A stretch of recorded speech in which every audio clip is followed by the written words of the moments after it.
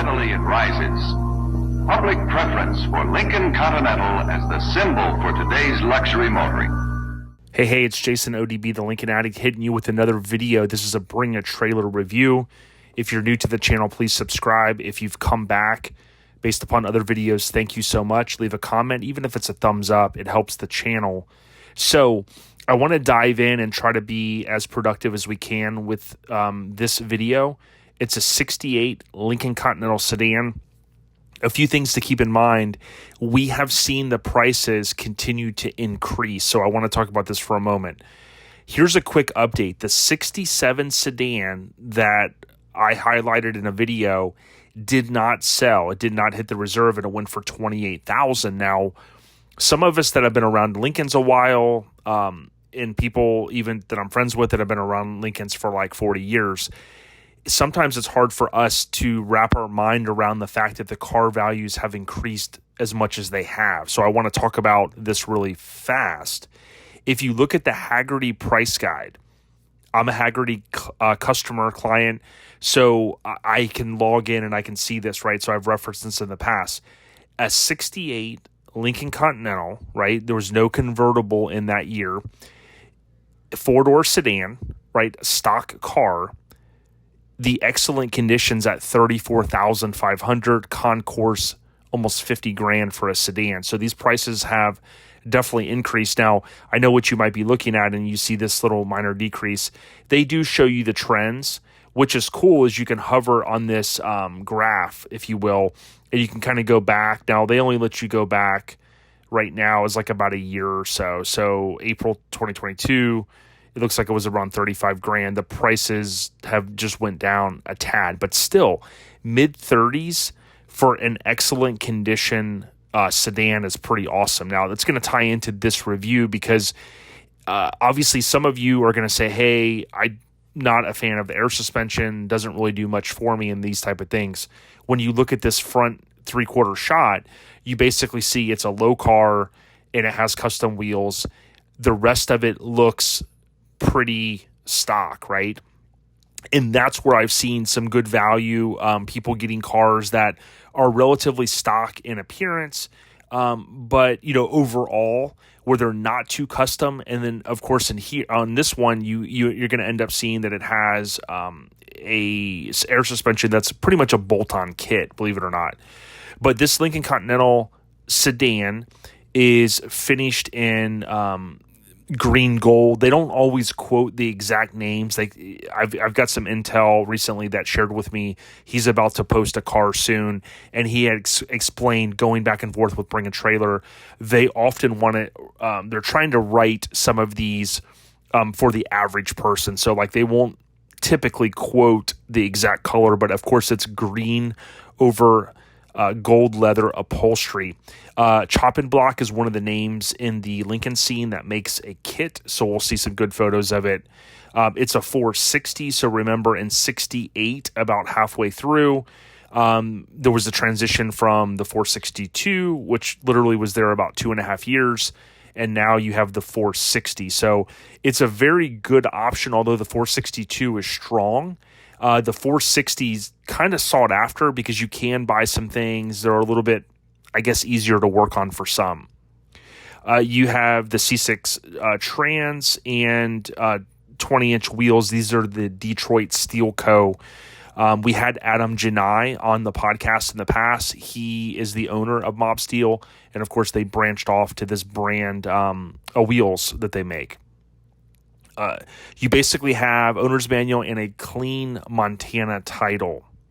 The car is in the factory green, so they kind of call it light green. The exterior features kind of the normal stuff that you're going to see. Here you can see how far the car raises up, so I think it's always important when these cars are being sold and marketed. It's good for them to display what the car looks like at drive height or kind of, quote, raised up, because not everybody's going to want to, they kind of want to know, hey, I'm not used to this stuff. How low is the car? This type of thing. Now, I do want to show you as well that when you look at the way this car is bagged with this kit, you do have a little bit of what they call like a raked stance. And that is, if you think about like if you're raking your yard and the rake, the angle that it's at, this has a little bit of a rake because the back is up just a little bit based upon where a lot of these kits will kind of bring the car down. They're kind of, quote, on the ground, but they're not. And of course, this kind of gives it a little bit more of a hot rod kind of stance, if you will. They talk about the Diamondback white wall tires. This is a big name out there. I use Diamondback tires. They're awesome. So that'll come into play, I think, even in the comments as well. They talk about the air tank, which is in the trunk, which is typical. And then they have an interface, of course, in the car that allows you to adjust the suspension. Pretty much what you're seeing in here is all stock for the most part, from everything that I saw. We can see here the engine photo. So I'm going to try to zoom in here a little bit. You have the 460. You can see it's pretty clean, but it's not, overly done. You could get in here and you could paint some of this stuff, this blue, or get in here and clean some of this stuff up. But for the most part, if I was looking to buy a car that just I could get in and drive, this is what you want. The painted aprons in here from the factory, nothing overly detailed. It gives you a little bit of room if you want to get in there and make it a weekend project to kind of do some more detailing and whatnot. Of course, that is the blue factory paint, and we can see it has the air compressor or the compressor, if you will, for the air conditioning. These setups are a little different again with the 460. To me, it looks like you got a little bit more room to kind of get in there and work. And they did, things have changed a little bit at this point. You're not going to see the typical MEL 430 or 462 setup here. That's why it does look a little different if you've come back to this channel. It does look like they probably went in here and rattle canned a lot of this, which is fine. The air suspension, you can see all of it here. We'll see a little bit more detailed photos. But, to have a sedan with all of this stuff already done and you buy it and you turn the key and you get in and drive and enjoy, there's a little bit of extra price that comes with that. And, you save time on kind of these lead times, the waiting on shops and things like that. So I could see why this would be appealing to some. Inside the door, this looks real clean, the identification tag, and you can see, of course, they break it down, which I've given them credit for in the past. Of course, all these cars were built at Wixom. The build date was 2/20, so that's nice they do that. And then, of course, it was a DSO for Dallas, so that's good. Good to know here, which was number 22 for Dallas. There's a video here. They do show AccuAir, so I do believe it has the AccuAir controller on it. We'll have to see if there's... we'll go ahead and turn this down here. We'll have to see what they show, because I actually did not skim through this video. Now, these guys, I've never visited their shop. I've seen him in other videos, you may recall. They have... arguably a pretty reputable place. There's some favorable comments in here. I think their shop is called Bullet, and they have sold some cool stuff. I think that these guys, I don't know them personally. They have been, from what I've seen, very stand up on kind of explaining, hey, if a car is perfect or, what's missing and that type of thing. Now, I'm going to show you this right here. Okay. You saw in what they call thumbnail. The thumbnail is your little image for the video, right, to try to bring the viewer in. You saw where it said AccuAir, right? This is not an AccuAir controller. This is Airlift. Now, Airlift is a competitor to AccuAir, and it has very similar features, but I did want to call that out. That's something I just noticed. We also see that it has the crank vent windows. Again, that was, this is primarily what you see. Someone could chime in. I forget in 68 if you could have these in power, if that was an option. But regardless, this is what you typically see. I haven't reviewed a lot of 68s. I just haven't here, so that's why I'm kind of calling that out. We can see that it has the the correct belt buckles. So those are specific for those years. I think 67 was very similar, if not the same. I have a set of those, and now you can see in here, arguably you would say, well, Jason, looks like the engine's running. Is anybody in the car? When you get into these later year Lincolns, the 66, 67, 68, you could argue and say, well, hey, they have a little bit different steering column. I know, Jason, you've said 64 and 65 is the worst for jumping into reverse. These cars, 66, 67, and 68, they can and will jump into reverse. And when I say jump, what we mean is that the shifter will fall into reverse. You guys have heard me say that before. My personal opinion is I wouldn't leave this car idling like it is unless the steering column had the new bushing or the steering column was, quote, rebuilt, which, again, I've talked about. Nathan Wilson has a video explaining that. Now, you could maybe say, hey, Jason, I've kind of heard that 68, for the most part is fixed. I still am very, very cautious of that, because if this car jumped into reverse right now and jumps over one of the parking blocks, then it's going to damage the car. So just throwing that out there. You can see he just used the controller. And of course, this guy that does these videos, I think he does a pretty good job of explaining. The air tank is often mounted right here on this little shelf, if you will. The trunk has the carpet kit. So again, it kind of looks good. You'll often see them without the carpet kits, and they don't look as nice. He's kind of just breaking down some different stuff here. Again, I didn't watch this video, but he's pointing out some of the imperfections. By this year, and I forget exactly if it was 66, you'll see there were different safety standards, and he was pointing out the seatbelt right there. So some of that had changed, of course, after 65 with the lap belts and things like that. He takes the car for a ride. These cars ride unbelievable. My buddy Tony he had a 68 coupe, and he had it, and he recently sold it, and it had the same interior as this car. It was basically the same exact car, except for it was the coupe. And man, I remember taking that thing to a local show, and we were doing 80, 85, 90 miles an hour, and it just rides awesome. So whoever gets this one, I'm sure, is going to ride pretty good, even with the air suspension. So they do a good job producing the video, and as you guys know, I've often talked about the importance of that. So we're going to close this out. What I would say is, on the outside of this car, it looks good. The front bumper looks good. 68, the main tell when you're looking at these cars from the side is you have the front corner marker is in the fender. So that is the big difference between 66 and 67 when you're looking dead on from the side. So again, that's the easy way to tell if it's a 68. The 68 has a distinctive grille. I like the grille in 68. These corner markers have grown on me for years. I wasn't a fan necessarily of them, but for whatever reason, they've kind of grown on me, and you can see exactly what I'm talking about here. You can also see the taillight is different in 68 versus 6 and 7. Of course, 67, they're not even there in 66 and 67. This cage is typical. There were 2, maybe 3 states that did not allow these cages. So a very rare option that you'll sometimes see is these 68s without the cage. There's 2 states, I think Pennsylvania and another one I learned recently, like West Virginia or something like that didn't allow, the DOT didn't approve these cages, which is kind of weird because 65 had them.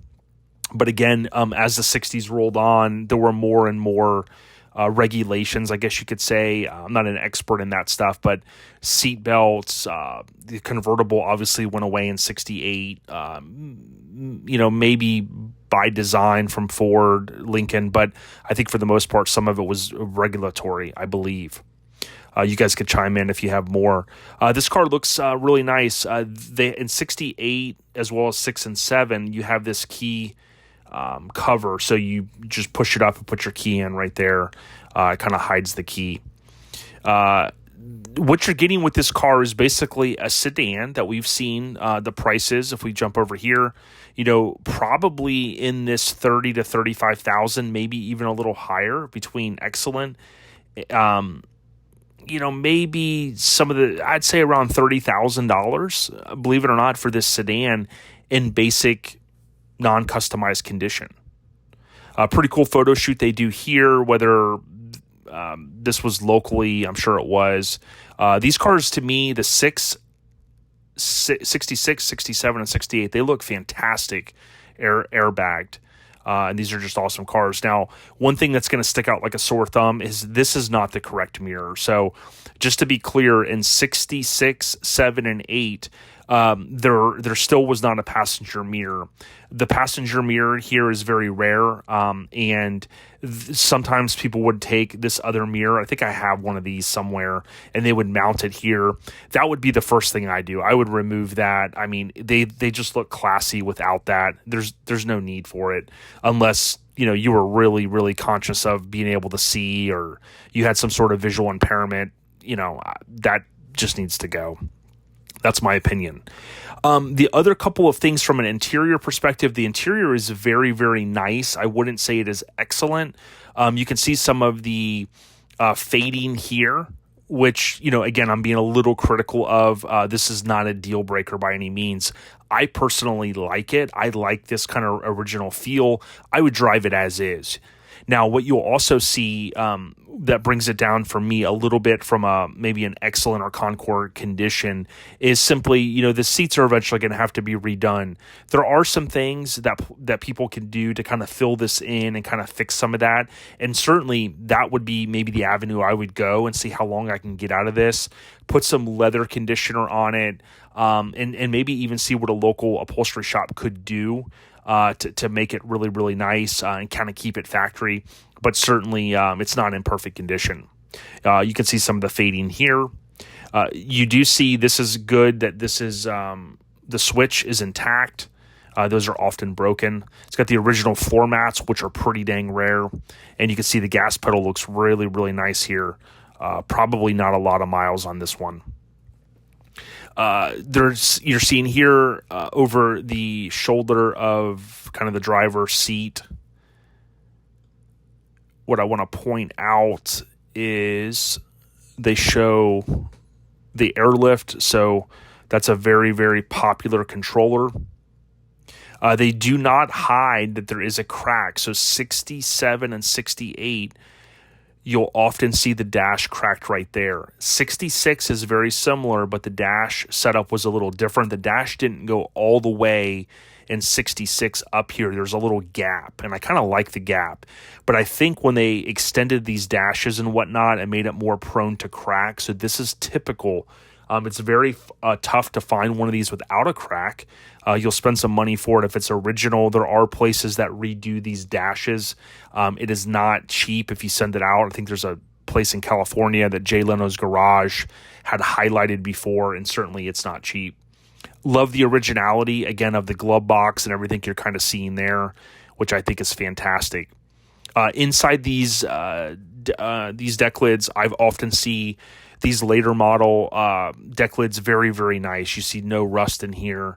And these deck lids are getting very hard to find. So, this is great if you could buy a car like this one that virtually looks like it has no rust, and it just looks really, really good. The engine bay looks awesome. We kind of hit upon that earlier. You can see that someone did swap out the master cylinder. In 67, they did go to a dual, so this has the dual, which is great. And I've been a victim of this in the past too, swapping these out. It's best to kind of shoot this with black paint maybe before you install it, or even after you install it. You can come in here and clean this surface rust off, and then you could spray it with black paint. It's not a big deal, but it's just one little thing that my eye tends to go to. The AC does not blow cold, so that is stated in the listing. We can see here underneath the car, again, they do a good job of highlighting underneath the car because they have a lift. The leaf springs are no longer here, and that is because the car has air suspension. which we'll kind of look at now. What he's showcasing here is basically the install of the air suspension. These are the front control arms, and you can see they actually have a pressed-in ball joint, which is good. That's the way Chopping Block makes their kits. It bolts up here, so you've got your kind of strut bar. It's all one piece, and then your shock is on the front side of the control arm closest to the front of the car. They take a bunch of photos of it. This is a very nice kit. Again, there's only a couple of people on the market that are making kits for these cars, and you can see in the back it's pretty much all bolt-on. Typically, a little bit of welding that's going to have to be done is going to be around the axle. I couldn't tell from the photos earlier if they have a bolt-on kit around the axle, but if you really wanted to, you could take off the kit if that's something you absolutely just wanted to do. I highly doubt someone that's going to spend the money on this car is going to want to do that, though. You can see some of the originality here, which, again, I like. They do have some of the paperwork with it as well, which is fantastic. You can go on the website and see more. I kind of went through it a little bit quicker than I typically do, but I wanted to show you guys. What do you think this car is going to land at? I think easily it's going to go between 40 and 45. If a regular car is worth 30 to 35 in this condition, and you add in the air suspension, the parts, the airlift controller, the fact that it has a master cylinder that's been replaced, a few small things like that. It's got the Detroit steel wheels, which there's probably a solid lead time on making these or having these built. There's easily, $10,000 to $15,000 in air suspension, parts, and labor, and wheels and tires. So that could easily bring the price, $10,000 to $15,000 over that $30,000 mark, what it's probably worth stock. So good luck to the buyer. Good luck to the seller. I like this car. I would definitely be in the market if I was looking for a Lincoln. And my only thing was I would take off that passenger mirror. That would be my first thing. Other than that, I'd roll it till the wheels come off. I hope you guys continue to enjoy the content here. Check out Lincoln Addict Podcast however you find podcasts. You can go to lincolnaddict.com as well for ways to listen. I'm ODB. I appreciate the support. Take care and stay on to rise. We out of here.